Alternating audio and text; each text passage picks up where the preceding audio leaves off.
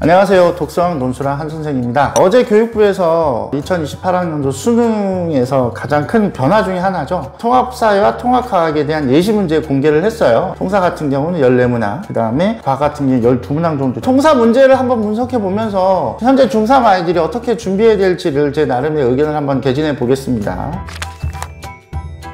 문제 총 14문제인데 일단 1번 문제 같은 경우에는 그냥 윤리 문제입니다. 한 명은 이성이라는 키워드를 보면 인간 중심주의의 어떤 환경관을 가지고 있고, 을 같은 경우에 인간과 환경의 조화를 중시하는, 균형을 주시하는 그런 환경관을 가진 철학자들이 이제 얘기를 하고 있어요. 그리고 각각 을의 주장에 대해서 맞는 걸 고르는 전형적인 윤리 문제입니다. 이번 같은 경우에는 한반도의 DMZ를 놓고 개발에 있어서 가불의 입장 차이를 생각해 보게 하는 건데, 한국 지도가 나와 있다고 해서 지리 문제는 아니고요. 환경에 대해서 주장을 이해할 수 있다면 충분히 풀 수 있는 문항으로 구성되어 있습니다. 3번, 4번 문항은 어떤 방향성이 보이는 문제 같아요. 3번 같은 경우에는 온대기후와 열대기후의 차이를 물어보는 문제거든요. 말레이 반도에 점 하나 찍고 그 다음에 이탈리아 반도에 점 하나를 찍었어요. 열대기후와 온대기후 또는 지중해성 기후의 차이를 물어보는 거예요. 밑에 보면 서울과의 월평균 기온 차이, 서울과의 월 강수량 차이 해가지고, 이거 같은 경우 지리를 선택한 아이들한테 되게 익숙한 그래프거든요. 3번 같은 경우는 지리 문제죠. 근데 이게 4번으로 넘어가면 빗금친 가 지역의 문화권에 설명을 해놨어요. 가라는 나라는 사우디아라비아고, 그 다음에 건조 문화권에 속하는 특징을 설명하다가 갑자기 선지에서 이제 3, 4, 5번에 문화 변동에 대한 얘기가 나와요. 문화 변동 개념은 사회문화 개념이거든요. 그러니까 지금 3, 4번 문항은 세계지리로 시작은 했지만 사회문화로 빠져나오는, 세계지리와 사회문화가 결합된 문제라고 볼 수 있겠죠. 아마도 이런 문제가 통합사회의 주된 문제 패턴이 되지 않을까라고 생각을 해봅니다.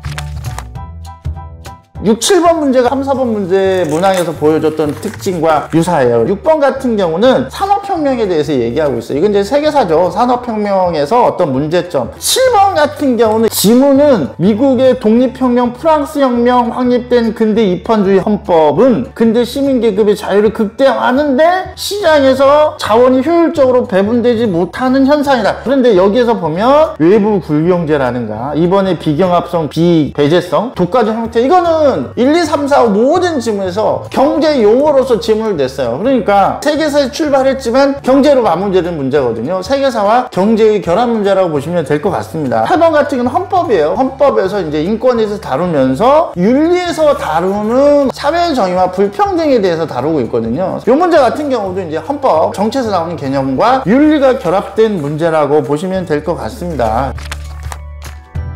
현재 중3 무슨 말을 해줄까를 고민을 했는데, 일단은 미리 준비를 했으면 좋겠다라는 생각을 했어요. 옛날에는 이과 가는 친구들은 사회 선택 안 하면 되니까 큰 문제가 안 됐었는데, 이게 어떤 과를 가든 같이 봐야 되는 과목이란 말이에요. 그런데 지금 현재 중학교 3학년하고 2학년이 중학교 1학년 때 시험을 안 봤기 때문에 경기도의 경우 사회 과목을 아예 그냥 책도 안 펴본 애들이 되게 많을 거란 말이에요. 그래서 지금 현재 중3의 경우에 만약에 이게 통합사회 자체를 하나도 준비를 안 하고 간다면 낭패를 볼 수 있을 것 같다는 생각이 들었습니다. 평상시에 이제 독서를 해왔던 친구들 같은 경우에는 이런 개념들이 낯설진 않거든요. 저희 학원에서도 사실 선정도서를 할 때 통합사회와 관련된 책들을 되게 많이 읽었어요. 그래서 우리 아이들 중에 이런 개념들이 익숙한 친구들도 있지만 그렇지 못한 친구들이 훨씬 더 많단 말이에요. 그럼 그런 친구들 중3 때 통합사회 한다고 책을 읽을 거냐? 어려울 수 있어요. 제가 추천하는 방법은 현재 중3 아이들 같은 경우에는 중학교 1학년 교과서부터 좀 봤으면 좋겠어요. 중학교 1학년 교과서를 몇 번을 정독을 해서 거기에 나오는 지리 개념이나 그 다음에 정치 개념, 사회문화 개념들을 조금 습득을 하고 고등으로 올라가셨으면 좋겠습니다. 중학교 1학년 교과서, 중학교 2학년 교과서, 중3 교과서를 가지고 통합사회에 대한 기초 체력을 좀 길러놨으면 좋겠다. 개념과 용어, 어휘들을 좀 익숙하게 만들어놨으면 좋겠다. 저도 수업 시간에 아이들한테 이런 얘기를 해줘야 할 것 같습니다.